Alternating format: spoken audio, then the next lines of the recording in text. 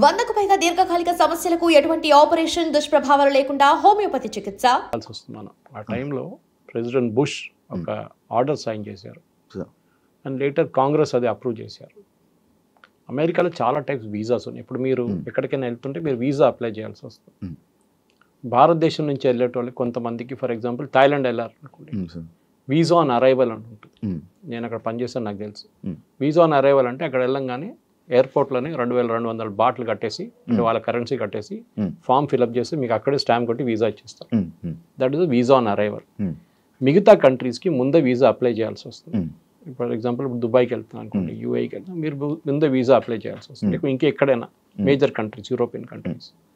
యూఎస్కి ఇంకా టఫ్, ఎందుకంటే మనోళ్ళు చాలా సంవత్సరాల నుంచి యూఎస్కి మన డాంకీ రూట్ అంటాం చూడండి. డాంకీ రూట్ ఒకటి ఉంటుంది, ఎట్లయినా అక్కడ చేరుకోవాలి. ఎస్పెషలీ పంజాబ్, గుజరాత్ అటువైపు నుంచి చాలామంది ఏ చనిపోయినా కానీ ప్రాబ్లం లేదు, కానీ యూఎస్కి వెళ్ళాలి నాకు. 40 లక్షలు 50 లక్షలు ఏజెంట్లకు ఇచ్చి వాడు ఎక్వెడార్ నుంచి కొలంబియా తీసుకెళ్ళి, కొలంబియా నుంచి మెక్సికో తీసుకొచ్చి, మెక్సికో నుంచి గోడ దుంకి అటువైపు యూఎస్కి వెళ్ళాలనుకుంటే అక్కడ వెళ్ళగానే వాడు మాయమైపోతాడు, క్రౌడ్లో చేరిపోతాడు. సో ఇప్పుడు దాకా యూఎస్ అడ్మినిస్ట్రేషన్ ఏంటంటే మనం చూసుకుంటూ వస్తే బుష్ కానీ, క్లింటన్ కానీ, బైడెన్ అడ్మినిస్ట్రేషన్ వీళ్ళందరూ చాలా వీక్గా ఉన్నారు ఇమిగ్రేషన్ మీద. లక్షలాది మంది వస్తున్నారు, వచ్చి అక్కడ పనిచేస్తున్నారు. చాలామంది దగ్గర వీసాలు లేవు, వీసా అయిపోయిన వాళ్ళు ఎక్స్పైర్ అయిన కూడా ఉన్నారు. ఇప్పుడు యూరోప్లో కూడా అదే పరిస్థితి. యూకేలో చూస్తున్నారు, బోట్లో వచ్చి దిగుతున్నారు, వాళ్ళకి హోటల్ 5 స్టార్ హోటల్ ఇచ్చేస్తున్నారు, తిండి ఇచ్చేస్తున్నారు, నిద్రపోండి, మీకు 3000 పౌండ్లు ఇస్తారు నెలకు. ఏం కావాలి ఇంకా?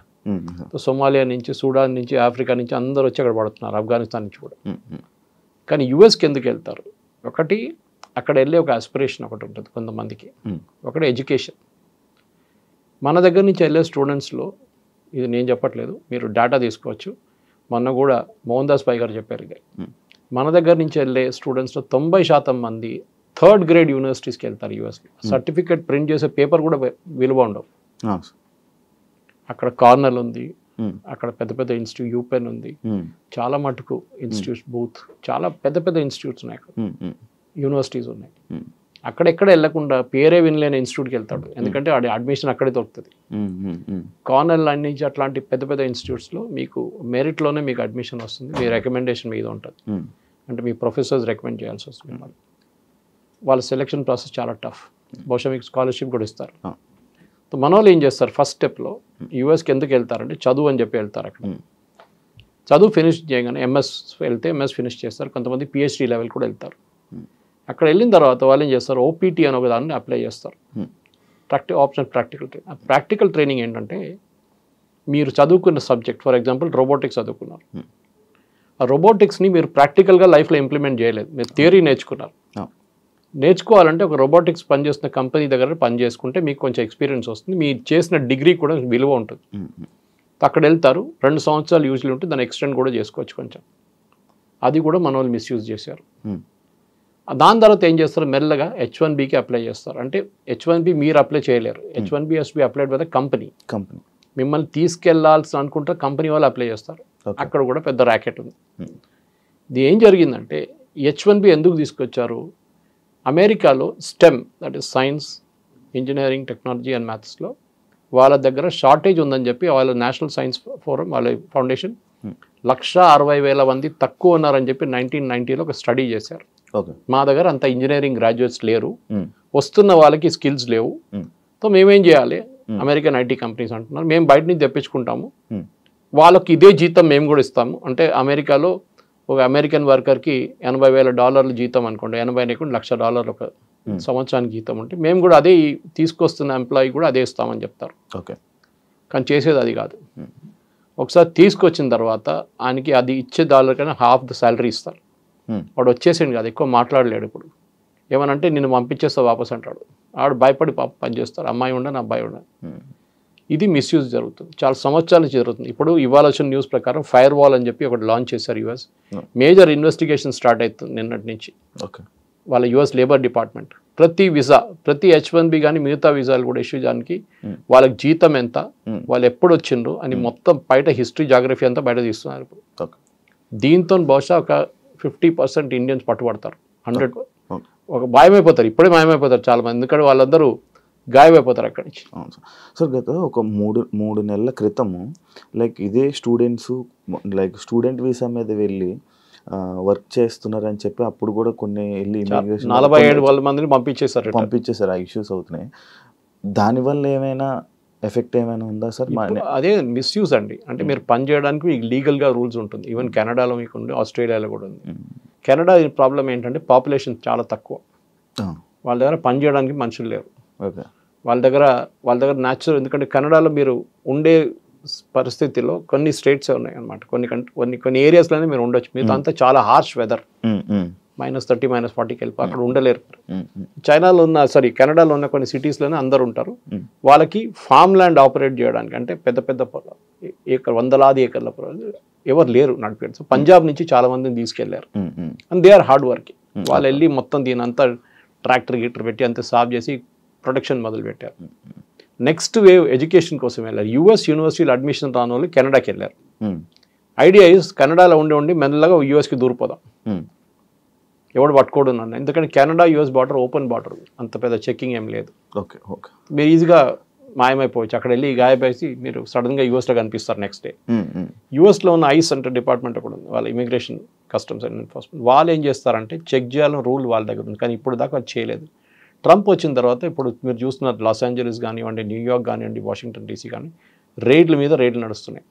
రెస్టారెంట్లో పనిచేస్తున్న ఎంప్లాయీస్ని పట్టుకెళ్తున్నారు, పెట్రోల్ బంక్లో పనిచేస్తున్న పట్టుకెళ్తున్నారు. దాంట్లో చాలా మంది మన వాళ్ళే ఉన్నారు తెలుగు స్పీకింగ్ స్టేట్స్ నుంచి.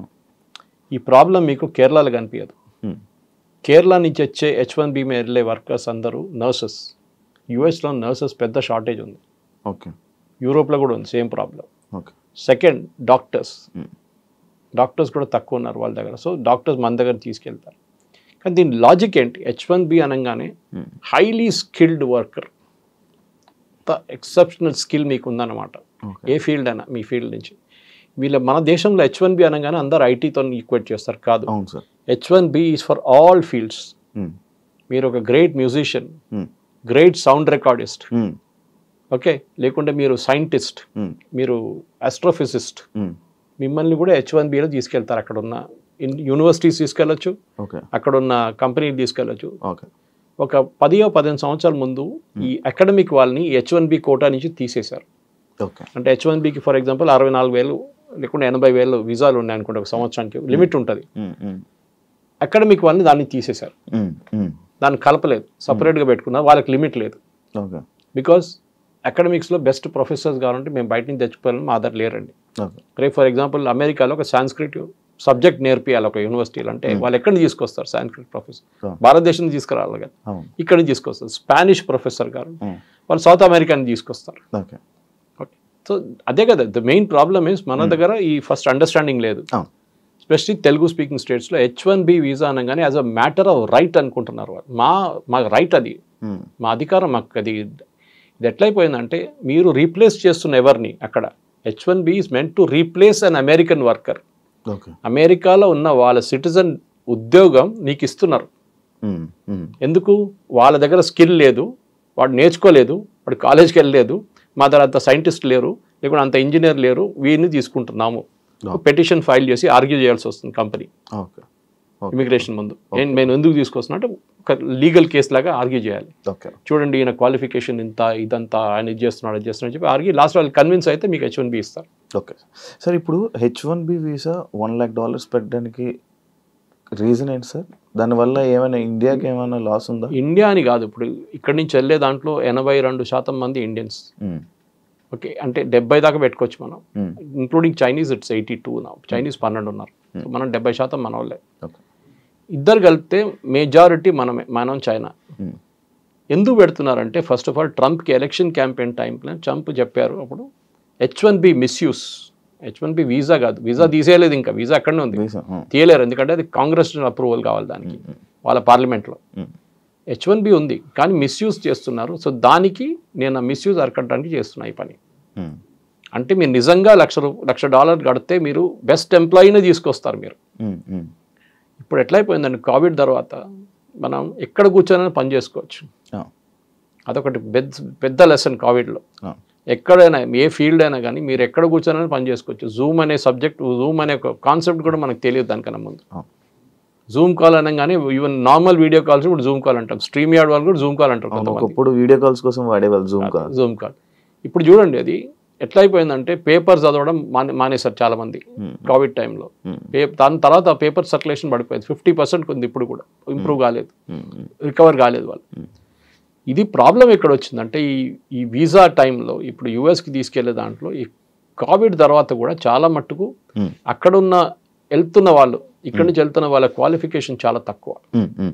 సో వీళ్ళేం చేస్తారంటే ప్యాడింగ్ అప్ రెజ్యూమే అంటారు దాన్ని. అంటే మీకు 5 సంవత్సరాల ఎక్స్పీరియన్స్ ఉందంటే ఇంకొక 5 సంవత్సరాలు దొంగ సర్టిఫికేట్ తయారు చేసుకుంటారు. నేను ఎప్పుడు జోక్ చేస్తాను, మన దగ్గర సాప్ వాళ్ళు దాని లేని సాఫ్ట్వేర్ మనకు యునైటెడ్ స్టేట్స్ ఆఫ్ అమీర్పేటలో దొరుకుతుందని. అవును, ఎందుకంటే లేని కోర్సు కూడా వాళ్ళు నేర్పిస్తారు మీకు కావాలంటే. అది failure of the engineering college. Ameerpet అనే place is a reflection of what is wrong with engineering college education in Telugu speaking state. Telugu speaking స్టేట్స్లో ఇంజనీరింగ్ కాలేజ్లో చెప్పలేని సబ్జెక్టు లేకుండా ఆ సబ్జెక్ట్ మ్యాటర్ ఎక్స్పర్ట్స్ లేని వాళ్ళు అమీర్పేటలో వచ్చి నేర్పిస్తారు. వాడు అక్కడి నుంచి డైరెక్ట్ యూఎస్కి వెళ్తాడు. ఓకే, సో ఏమైందంటే ఈ స్కిల్ లెవెల్స్ మీకు ఇంప్రూవ్ చేయడానికి ప్యాడింగ్ అప్ రెజ్యూమేస్ చేస్తారు. అంటే 5 సంవత్సరాల ఎక్స్పీరియన్స్ ఉన్నవానికి 5 సంవత్సరాలు. నిన్ననే 3 రోజుల క్రితం హైదరాబాద్లో ఇమిగ్రేషన్లో ఎయిర్పోర్ట్లో కొన్ని పట్టుకున్నారు, యూకే పోతున్న అబ్బాయిని. ఇంజనీరు, బీటెక్ ఎంటెక్ అన్నీ చేసి 5 సంవత్సరాల ఎక్స్పీరియన్స్ తర్వాత వీసా కూడా వచ్చింది మనకి యూకే నుంచి. యూకేలో కన్సల్టెంట్ వీసా కూడా ఇష్యూ చేశారు. అక్కడ ఎయిర్పోర్ట్లో ఇమిగ్రేషన్ డాక్టర్స్ చెక్ చేస్తే బీటెక్ సర్టిఫికేట్ దొంగతనం తెచ్చుకున్నాడు, ఎంటెక్ దొంగతనం తెచ్చుకున్నాడు, ఎక్స్పీరియన్స్ కూడా సార్. ఎయిర్పోర్ట్ ఇమిగ్రేషన్లో చెక్ చేస్తారా సార్? చెక్ చేస్తారు, డౌట్ ఉంటే చెక్ చేస్తాం. మీ బాడీ లాంగ్వేజ్ చూస్తే తెలిసిపోతుంది వాళ్ళకి. Okay okay. కానీ నా ప్రశ్న ఏంటంటే అది కాదు, ఈ కన్సులేట్ వాళ్ళు ఏం చేస్తారు? యూజువల్లీ ఏం చేస్తారంటే కన్సులేట్ ఇది ఇప్పుడు కాదు, 10 సంవత్సరాలు 15 సంవత్సరాల ముందు మొదలు పెట్టారు. ఒక లింకేజ్ పెట్టుకున్నారు సాఫ్ట్వేర్. జేఎన్టీయూతోని అమెరికన్ కన్సులేట్, జేఎన్టీతోని బ్రిటిష్ కన్సులేట్, మేజర్ కన్సులేట్ అందరూ లింక్ పెట్టుకున్నారు. ఉస్మానియాతో మిగతా వాళ్ళు పెట్టుకుంటారు. వీళ్ళేం చేస్తారు, క్యాండిడేట్ వస్తాడు శ్రీనివాస్ కుమార్ పేరు కొట్టి 2012లో పాస్అవుట్ అయ్యాడని చెప్పి కొట్టంగానే వాళ్ళకి లిస్ట్ వస్తుంది ఎవరెవరు పాస్అవుట్ అయ్యారని. ఆ పేరు దాంట్లో కనిపించకపోతే దొంగ సర్టిఫికేట్. ఆ లింకేజ్ ఉంది, ఎందుకంటే సర్టిఫికేట్ తయారు చేయడం మన వాళ్ళు ఛాంపియన్స్ ఇండియన్స్. దాంట్లో స్పెషలీ మన దగ్గర ఉన్న ఇంకా పెద్ద ఛాంపియన్స్. మన దగ్గర ఎడ్యుకేషనల్ కన్సల్టెంట్స్ ఉంటారు. వాళ్ళు మీరు లేనిపోయిన బ్యాంక్ బ్యాలెన్స్ చూపిస్తారు, మీకు లేనిపోయిన సర్టిఫికేట్లు తయారు చేసిస్తారు, లేనిపోయిన ఎక్స్పీరియన్స్ చూపిస్తారు. కరెన్సీ చేసేస్తున్నారు. ఇది ఇప్పుడు అంతా కలిసి పడ్డది అక్కడ యూఎస్లో. ఈ ఫేక్ రెజ్యూమేస్ కానివ్వండి, మీరు ఎక్స్పీరియన్స్ ఇప్పుడు చూడండి, లేబర్ డిపార్ట్మెంట్ ఇంత స్ట్రిక్ట్గా ఇప్పుడు దాకా రాలేదు. మీరు చూసిన సినిమా ఏం లేదు ఇప్పుడు, అది చూసిన ట్రైలర్ ఇప్పుడు ఈ $1 lakh ఇప్పుడు రాబోతుంది పెద్ద బాంబు. ఏం సార్ రేట్ నడుస్తున్నాయి ఇప్పుడు. They are checking each and every H1B issue చేసిన చెక్ చేస్తున్నారు. ఎందుకంటే వ్యాలిడిటీ 3 సంవత్సరాలు ఉంటుంది కదా, 3 సంవత్సరాల నుంచి యూఎస్లో పనిచేసేట్టు చెక్ చేస్తున్నారు. ఇప్పుడు నీకు ఎట్లా వచ్చింది H1B, నీకు ఎవరు ఇష్యూ చేసిండు, నీకు ఎక్స్పీరియన్స్ ఎంత ఉంది, నీకు జీతం ఎంత వస్తుంది. మెయిన్ జీతమే ప్రాబ్లం. వీళ్ళు ఎందుకు తీసుకొస్తున్న ఇండియన్ వర్కర్స్తో ప్రేమ ఏం లేదు. అమెజాన్ కానీ, మెటా వాళ్ళకి కానీ, గూగుల్ వీసా టాప్ 3 టాప్ 10లో ఒకటే ఇండియన్ కంపెనీ ఉన్నారు. వీసా లాస్ట్ 2024లో H1B మ్యాక్సిమం అప్లై చేస్తున్న కంపెనీస్లో టాప్ 10లో ఐటీ కంపెనీస్లో ఒకటే ఇండియన్ కంపెనీ ఉంది. 4th పొజిషన్లో TCS. ఇన్ఫోసిస్ లేరు, ఎవరు లేరు. ఓకే, ఎందుకంటే కోవిడ్ తర్వాత work from home and work place అని కాన్సెప్ట్ రాగానే చాలా మంది ఇండియాకి షిఫ్ట్ అయిపోయారు. ఇండియా నుంచే వర్క్ చేస్తున్నారు. ముందు కాన్సెప్ట్ ఉండే on site and off site అని, ఇప్పుడు ఆ కాన్సెప్టే పోయింది. ఇప్పుడు అమెజాన్ వాళ్ళు ఇండియన్స్ H1Bలో ఎందుకు తీసుకొస్తున్నారు? అమెజాన్లో ఇంత పెద్ద పని ఏంటి వీళ్ళకి, ఇంత పెద్ద ఇంజనీరింగ్ స్కిల్ ఏంటి వీళ్ళకి అమెజాన్లో, that they need an Indian engineer who's extraordinary. అట్లేం లేదు. సో ఏం చేస్తారంటే తక్కువ జీతం ఇవ్వడానికి వీళ్ళని గుంజుకొని తీసుకెళ్తారు. So that is what is being investigated now today onwards. నిన్న ట్రంప్ అనౌన్స్ చేసిన రోజు అదేం చెప్పలేదు, ఇవాళ చెప్తున్నారు.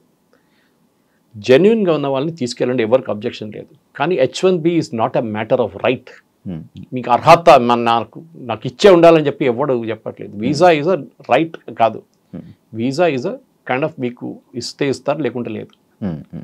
ఇప్పుడు యుఎస్ కన్సులేట్కి వెళ్తే ఆల్మోస్ట్ 50% మంది వీసాలు రిజెక్ట్ అయిపోతాయి. అవును సార్, యాక్చువల్లీ అదే పాయింట్ సార్. ఎందుకంటే రీసెంట్ టైమ్స్లో కొంతమంది దగ్గర నేను విన్నది ఏంటంటే, అంటే వాళ్ళ ఫ్యామిలీనే అక్కడికి తీసుకొని వెళ్ళడం కోసమని వీసా ఇంటర్వ్యూస్ కానీ వెళ్తుంటే వాళ్ళ మొత్తం అందరివి రిజెక్ట్ అయిపోయాయంట. అంటే నార్మల్ వీసాస్ కూడా రిజెక్ట్ అవ్వడానికి రీజన్ ఉందా? వాళ్ళ డౌట్ వస్తుంది, నువ్వు ఎందుకు వెళ్తున్నావు యూఎస్కి అని అడుగుతారు. ఫస్ట్ నేను చదవడానికి వెళ్తున్నా అంటాడు. మీ ఇక్కడ ఎవరో ఉన్నారంటారు, అమ్మ నాన్న ఉన్నారు, పెళ్లి చేసుకున్న తర్వాత నువ్వు చదువుకు వెళ్తున్నావా? అచ్చా. దాని తర్వాత అక్కడ వెళ్ళినాక ఏం చేస్తావు? మీ వైఫ్కి వీసా అప్లై చేస్తావు, మీ పిల్లలకి వీసా అప్లై చేస్తావు, వాళ్ళని తీసుకెళ్తావు, మెల్లగా దూరిపోతే గ్రీన్ కార్డ్ కోసం ట్రై చేస్తావు, దానికి 16 సంవత్సరాలు వెయిటింగ్ లిస్ట్ ఉంది, అది ఇంకోటి. దాని తర్వాత citizenship next. Green card citizenship కాదు. Lot of people mistake green card green card అంటే చాలా green card is green card, it is not US citizen. అది ఇంకో స్టెప్ ఉంటుంది యుఎస్ సిటిజన్షిప్కి. ఇక్కడి నుంచి వెళ్ళే వాళ్ళు మెయిన్ ప్రాబ్లం ఏంటంటే మీరు చెప్పిందే ప్రాబ్లం. అమెరికాలో వాళ్ళు ఏమంటున్నారు, మీరు చదువుకోవడానికి రాండి, నో ప్రాబ్లం, చదువుకోండి, ఇక్కడ వచ్చి మాకు ట్యూషన్ ఫీజు వస్తుంది, మా కాలేజీలో కొంచెం 50% అయినా మాకు ఫండింగ్ మీ దగ్గర నుంచి వస్తుంది. కెనడాలో ఫర్ ఎగ్జాంపుల్ మనం ఖర్చు చేస్తుంది కెనడియన్ కాలేజెస్లో ఒక 30 నుంచి 40 కెనడియన్ కాలేజెస్ నడిపిస్తుంది ఇండియన్ స్టూడెంట్స్ ఫీజ్. ఎందుకంటే కెనడియన్ స్టూడెంట్స్కి ఫ్రీ, వాళ్ళకి ఫ్రీ ఎడ్యుకేషన్ ఇవ్వాలంటే ఇండియన్ స్టూడెంట్స్ కట్టిన ఫీ నుంచి వాళ్ళకి ఫ్రీ ఇస్తారు.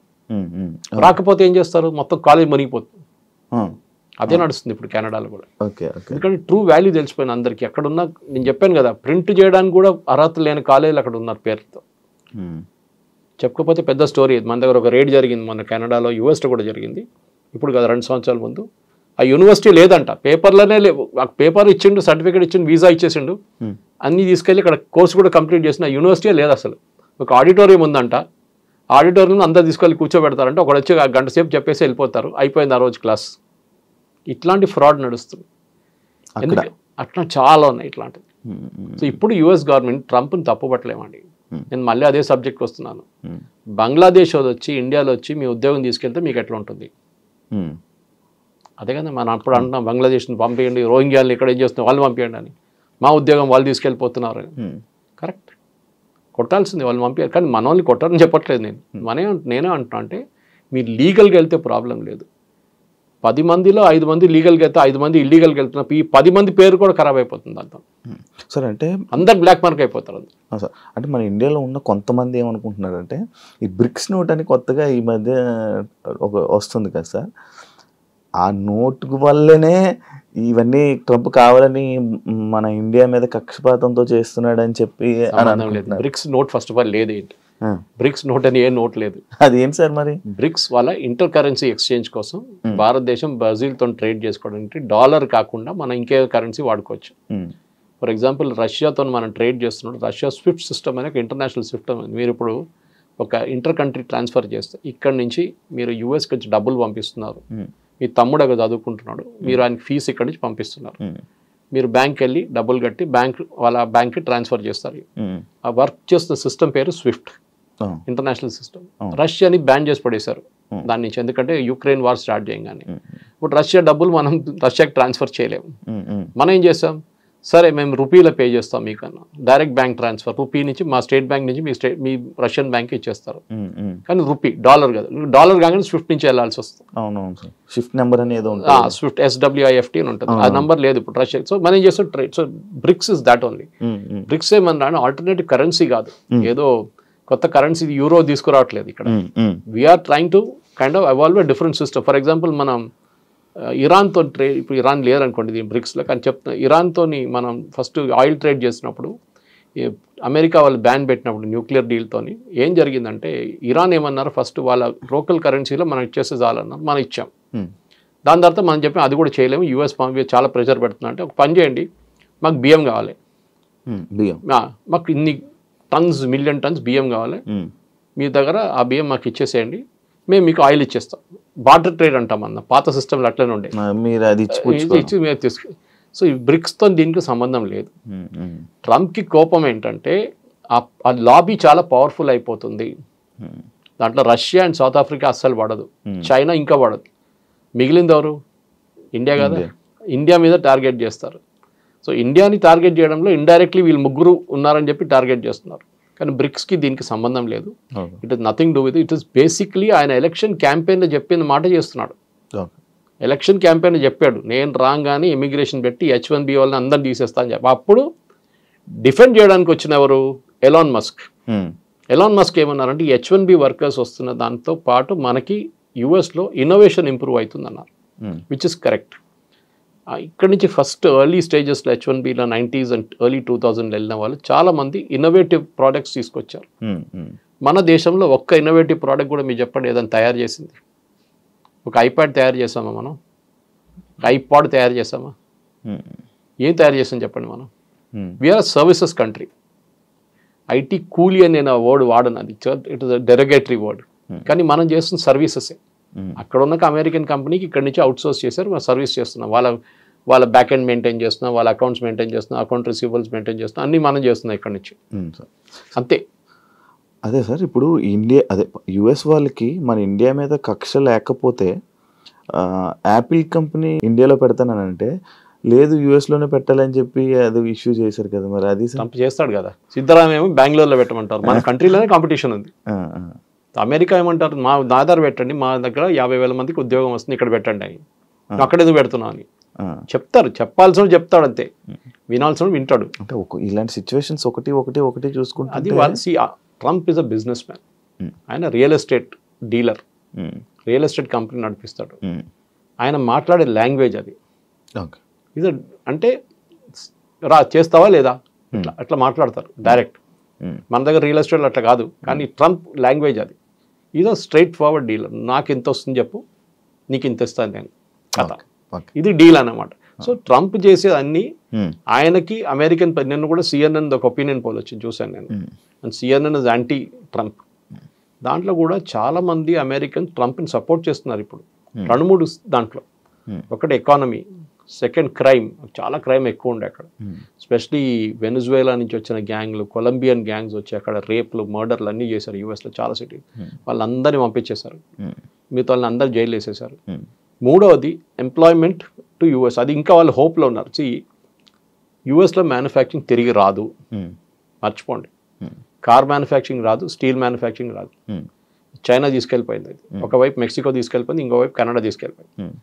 మీ అమెరికాకి ఇప్పుడున్న ఎగ్జిస్టింగ్ టాలెంట్లో basically high technology which they are really good, దాంట్లో డౌట్ లేదు. ఫర్ ఎగ్జాంపుల్ నివిడియా చిప్స్ గురించి మాట్లాడుతున్నారు, వాళ్ళు పెద్ద ఒక ప్లాంట్ పెడుతున్నారు అక్కడ. ఎందుకు? ఆ chips is very very critical for AI గురించి. ఏఐలో యూజ్ చేయడానికి అట్లాంటి హై పవర్ఫుల్ చిప్స్ కావాలి మనకి, ఏఐ సిస్టమ్స్ వర్క్ చేయడానికి. మిగతా చాలా ఉన్నాయి, పవర్ కావాల్సి వస్తుంది, మిగతా రిక్వైర్మెంట్ చాలా ఉన్నాయి. కానీ నివిడియాని అక్కడ తయారు చేయమంటున్నా అంటే ఇండియాలో తయారు కావట్లేదా? ఇండియాలో కూడా అవుతుంది, తైవాన్లో అవుతుంది, చైనా తయారు చేస్తున్నారు చిప్స్. సో యూఎస్ ఏమంటున్నారంటే, మేము ట్రంప్ చెప్పారు కూడా ఒకసారి, మాకు అండర్వేర్లు బెనియన్ తయారు చేయడం మాకు వద్దు అన్నాడు, ఆ బిజినెసే మాకు వద్దు అన్నాడు. ఎవరు అడిగారు, అది కూడా తీసుకొచ్చి మాకు అదంతా వద్దు, మాకు high value products, which is correct strategy, తప్పేం లేదు దాంట్లో. అవును సార్, యుఎస్కి సంబంధించిన అండర్వేర్ కంపెనీస్ మన ఇండియా నుంచే ఉన్నాయంట కదా. ఫర్ ఎగ్జాంపుల్ కీటెక్స్ మన దగ్గర వరంగల్లో పెట్టిన ప్లాంట్స్, కేరళ నుంచి ఉన్న సాబు జేకబ్, ఆంధ్రాలో కూడా. So Sabu Jacob garu is the number 2 supplier in US.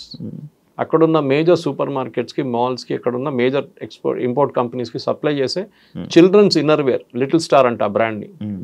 ఆయన నంబర్ 1. ఆయన కూడా ఇప్పుడు 50% పడగానే బాంబు పడ్డది ఆయన మీద కూడా.